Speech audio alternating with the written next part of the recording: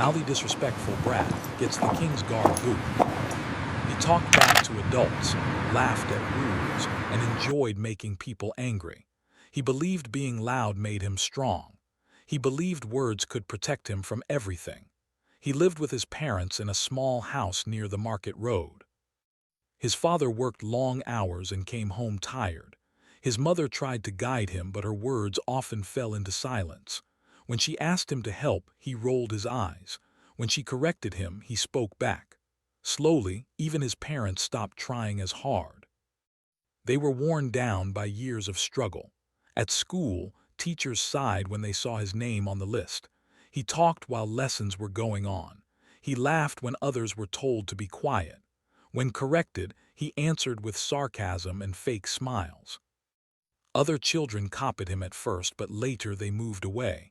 Being around him always led to trouble. In the town, elders valued respect. Greetings mattered, tone mattered. The boy ignored all of it. He mocked old men who walked slowly. He laughed at shopkeepers. He spoke as if the world owed him something. No one could understand where his anger came from, but everyone felt it.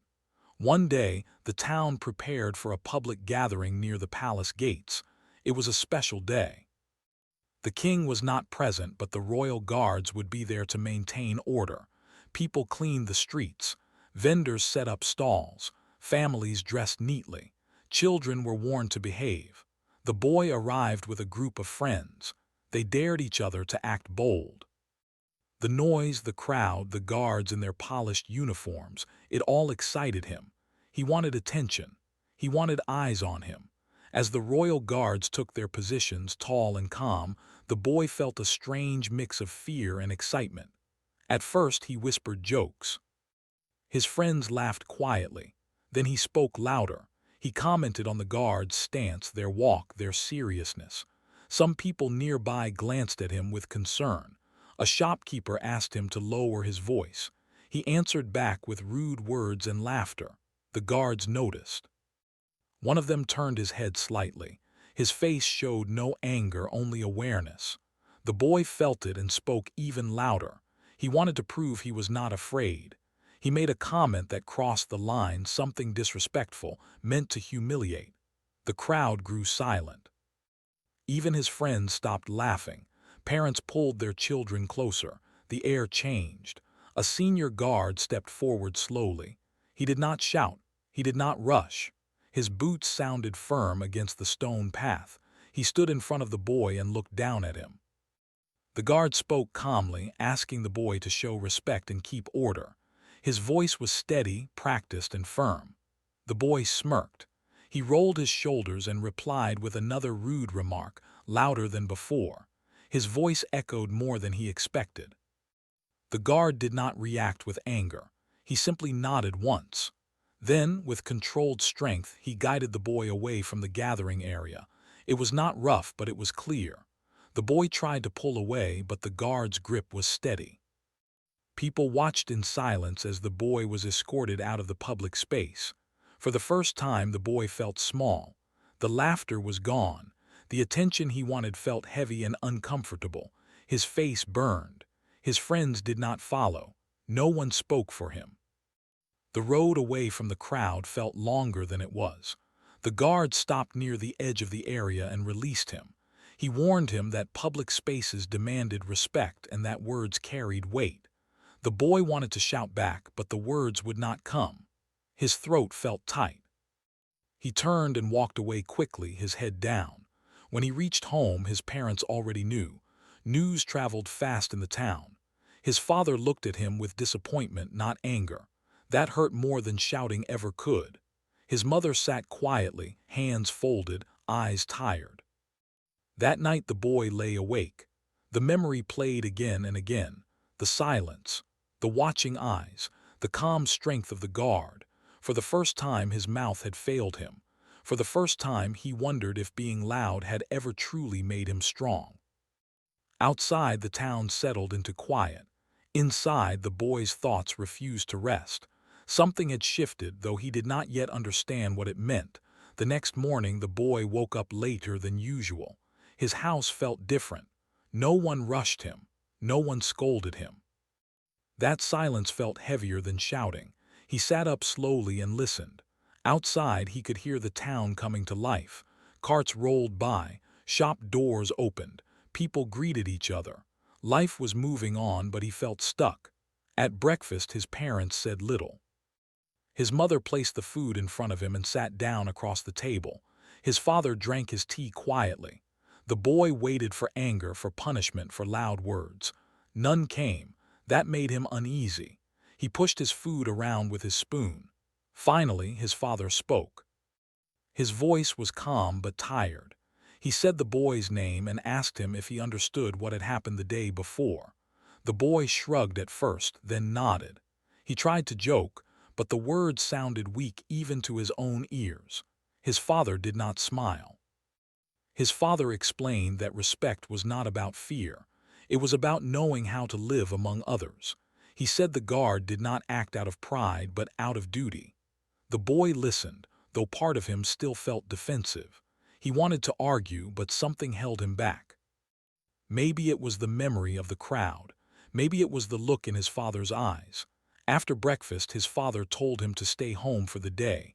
No wandering, no gathering with friends. The boy felt trapped. The streets outside seemed louder than ever.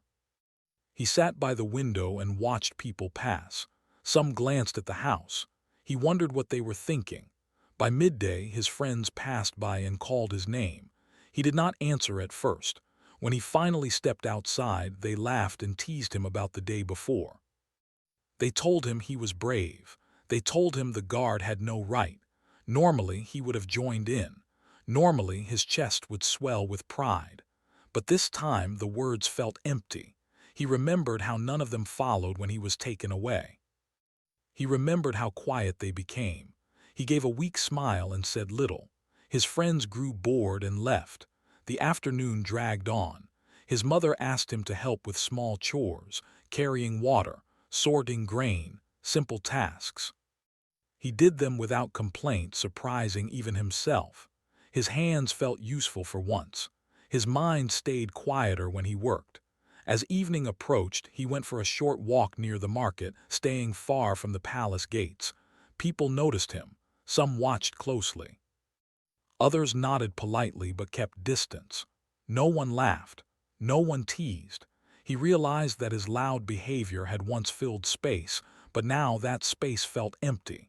Near the edge of the square, he saw a familiar figure. One of the royal guards stood there, not the senior one, but another guard who had been present that day. The boy's step slowed. His heart beat faster. He considered turning back. The guard noticed him and gave a simple nod. No anger, no threat, just acknowledgement. The boy nodded back, unsure. That small moment stayed with him longer than expected. That night sleep came slowly again. His thoughts returned to the guard who escorted him away. The calm voice, the steady hands, the way control did not need shouting. He wondered what it would be like to speak less and still be heard. The next few days followed the same pattern. School felt different. Teachers watched him carefully. He raised his hand instead of calling out. His voice felt strange when he spoke calmly, but he noticed something new. People listened. A teacher even thanked him once. That simple word stayed with him all day. At home, his parents noticed the change. They did not praise him loudly. They simply trusted him with more responsibility. His father let him help with work in the evenings. Walking together in silence felt better than arguments ever had. Still, the boy struggled. Old habits do not disappear easily. Sometimes sharp words reached his lips. Sometimes laughter threatened to turn cruel. Each time he remembered the moment by the palace gates, the silence, the watching crowd, the feeling of being small. One afternoon, as he helped an elderly neighbor carry supplies, the neighbor smiled and thanked him. The boy felt something warm in his chest. It was unfamiliar but welcome. Respect felt different when it was earned instead of demanded. Days turned into weeks. The memory of the gathering faded, but its lesson stayed.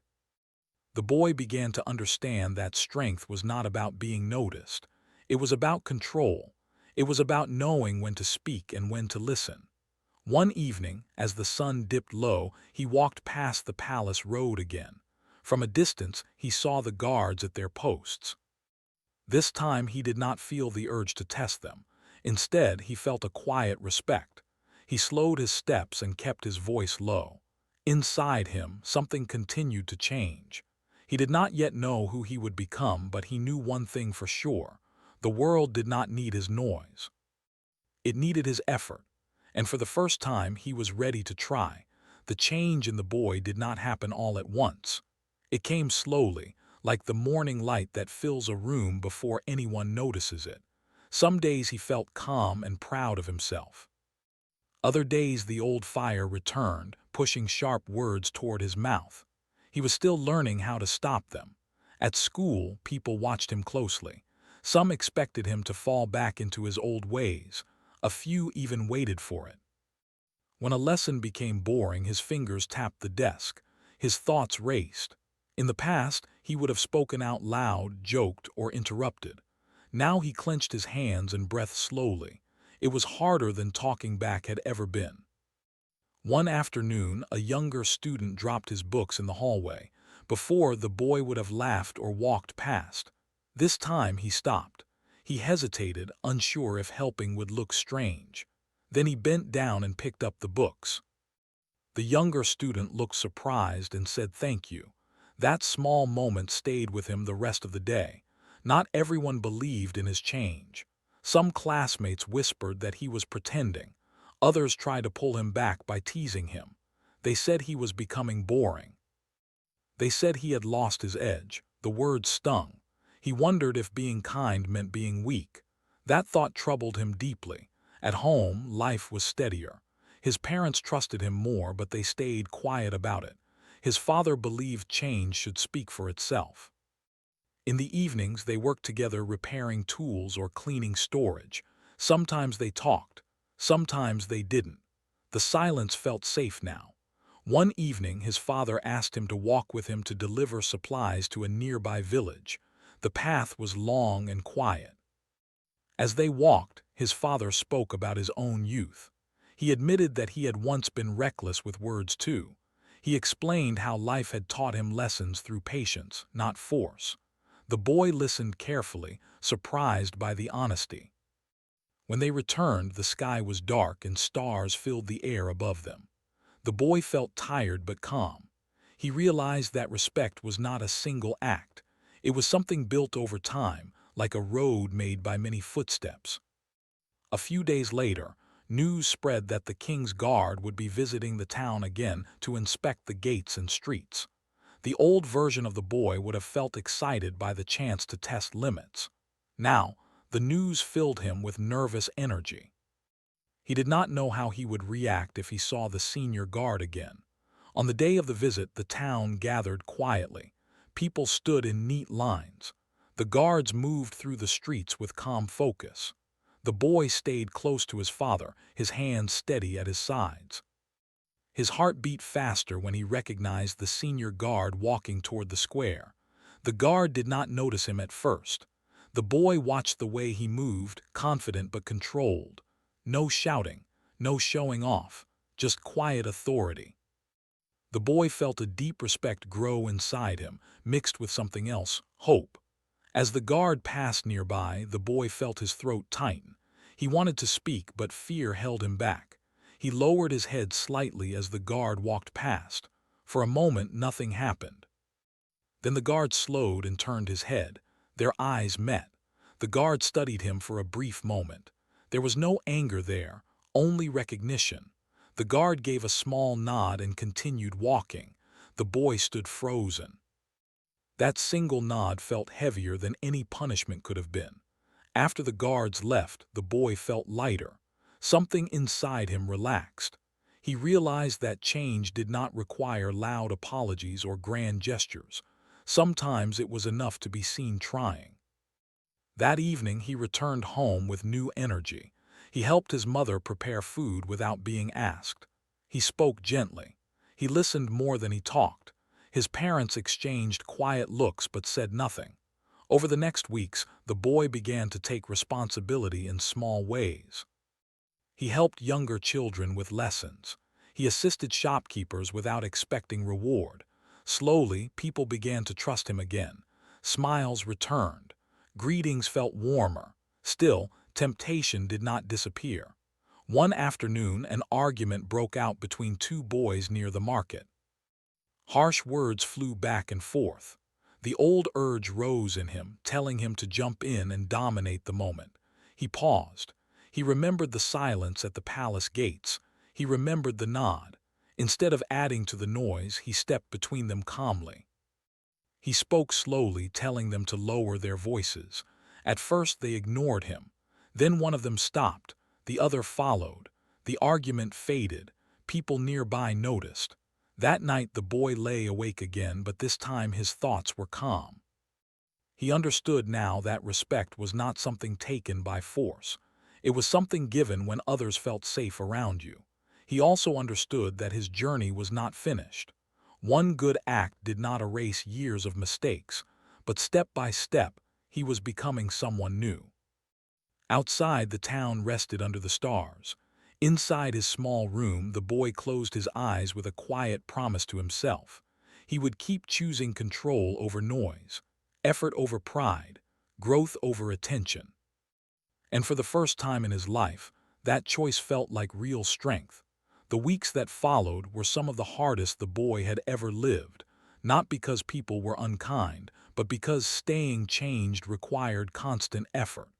Each day tested him in quiet ways. The loud battles were gone. Now the struggle was inside his own thoughts. In the past, his reputation had done the work for him.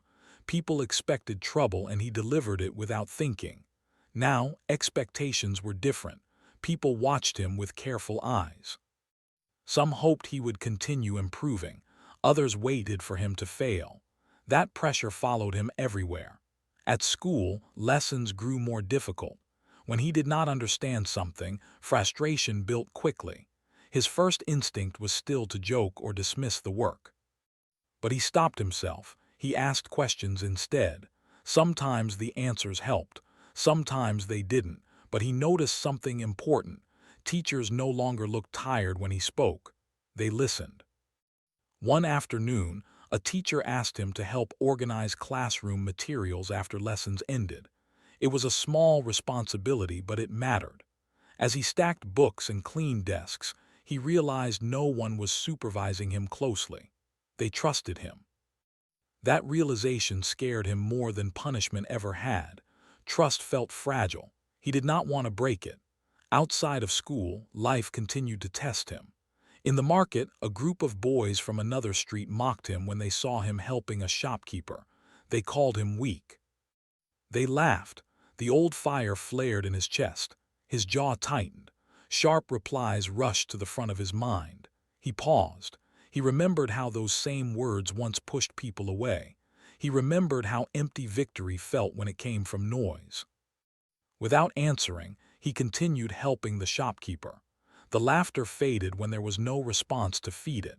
Later, the shopkeeper thanked him quietly and gave him a piece of fruit. That simple kindness stayed with him longer than the insults. At home, his parents spoke to him more often now. His mother asked his opinion. His father listened when he talked about school. These conversations were calm, respectful. They felt new, like learning a different language. Sometimes he still slipped, speaking too fast or too sharply. When that happened, he apologized. Each apology felt strange, but also freeing. One evening, the town held a small community meeting near the square.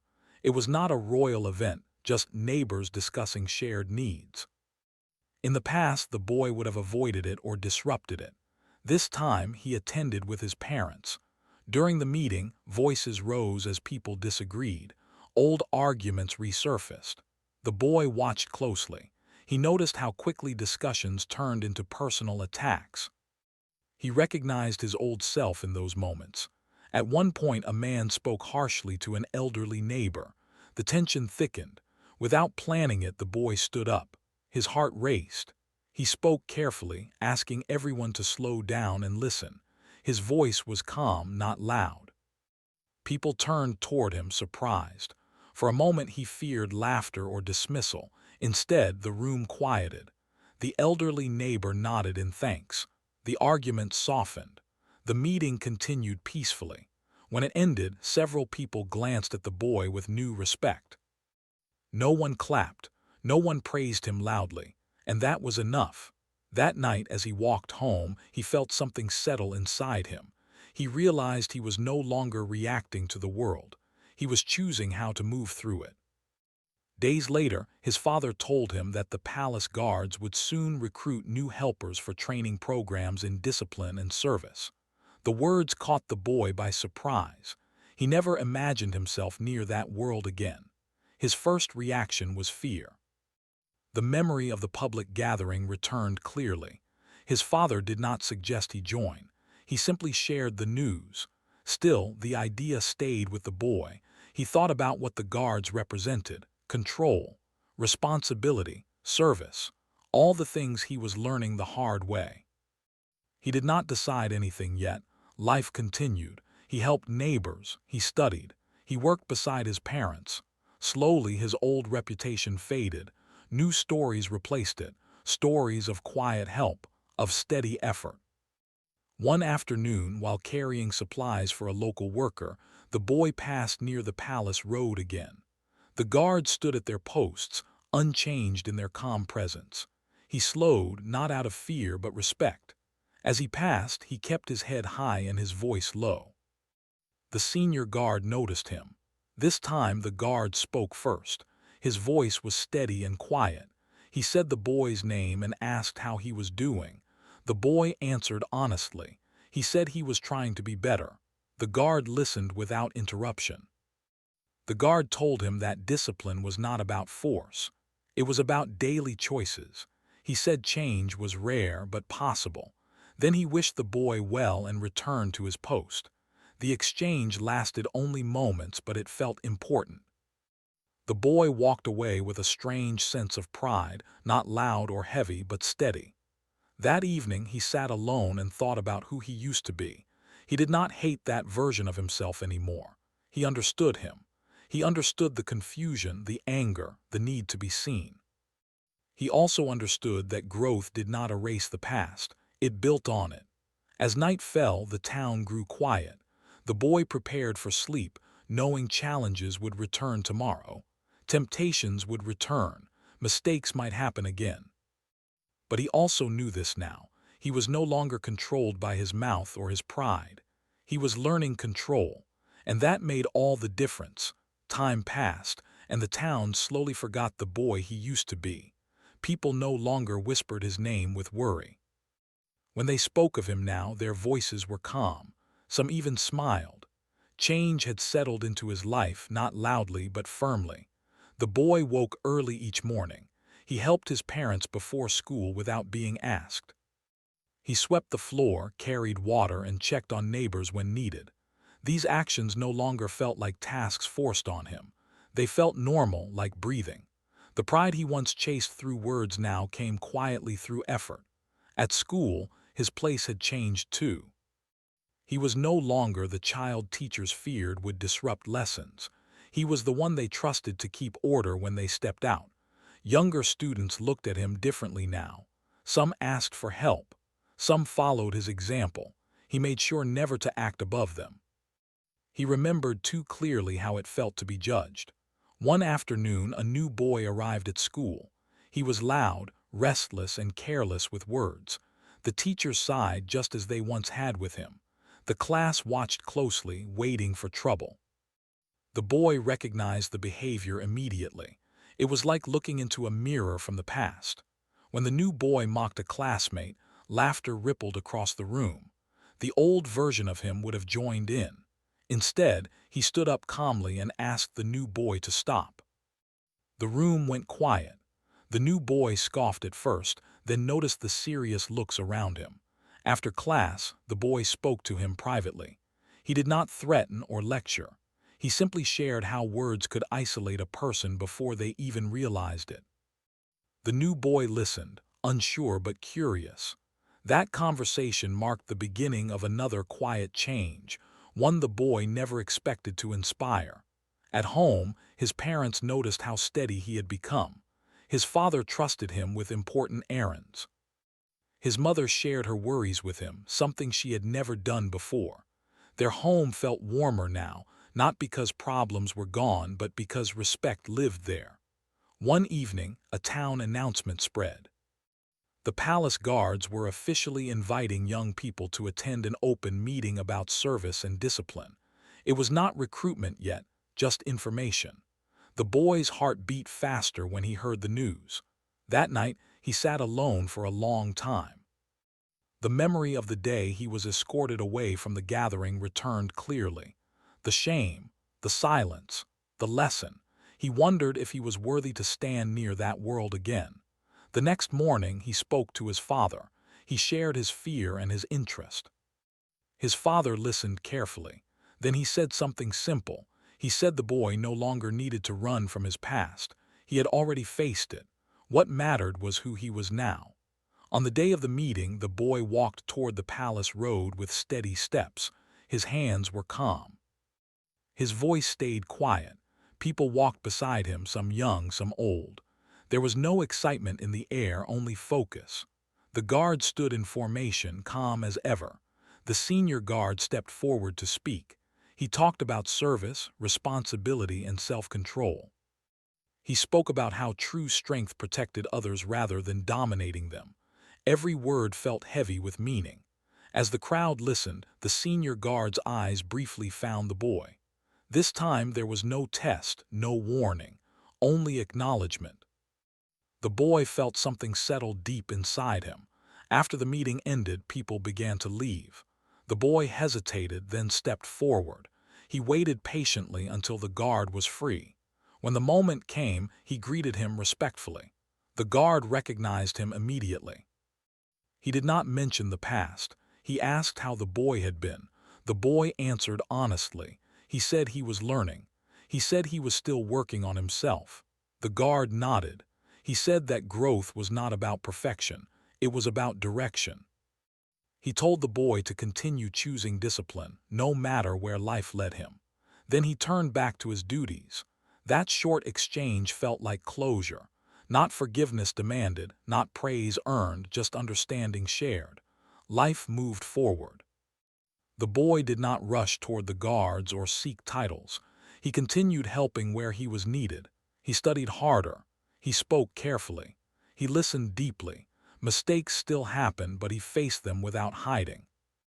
One day, months later, the town held another gathering near the palace gates. This time the boy stood among the crowd quietly. Children ran past. Elders spoke softly. The guards held their positions. A younger child nearby began to act out, raising his voice and mocking others. People shifted uneasily. Before anyone could react, the boy stepped closer to the child and gently guided him back to his family. He spoke calmly, not to shame, but to redirect. The situation settled. No one clapped. No one stared. The boy smiled softly to himself. As the sun lowered, casting warm light over the stone roads, the boy understood something clearly. The moment that once felt like his worst day had shaped his best future. The correction he hated had saved him from becoming someone he would not recognize. He no longer needed to be loud to feel seen. He no longer needed to prove strength through words. His presence spoke for him now. When he walked home that evening, the town felt peaceful. He felt peaceful too. The boy who once believed noise was power had learned the truth. Real strength was control. Real respect was earned. And real change began the moment he chose to listen.